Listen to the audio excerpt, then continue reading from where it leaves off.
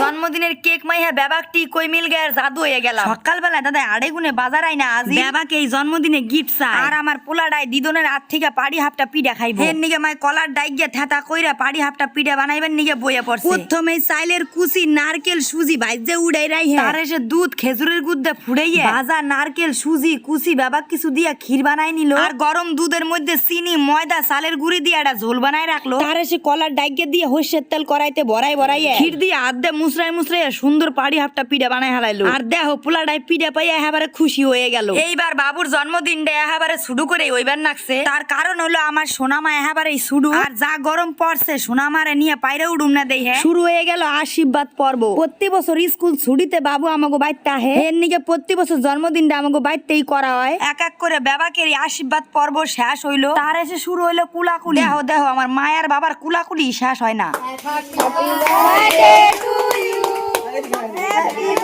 সত্যি ভাই কেক খান যা স্বাদ আছিল স্বাদের সুরে কেক কাইটা বাবুরে খাওয়াইবার যে নিজের মুখের মধ্যেই ভরে থুই। কেক কাইটা খাওয়া তুরি ঠিক আছিল। তার এসে বৌদি দিল জলের ছিটা। তার এসে শুরু হয়ে গেল কেক নিয়ে কেক আরে কত মাহাইবার পারে এত স্বাদের কেক গুনে নিয়ে এবারে ফেসিয়াল করবার না বেবাকটি এবারে মানুষ রূপে কই মিল গায়ের জাদু হয়ে গেছি।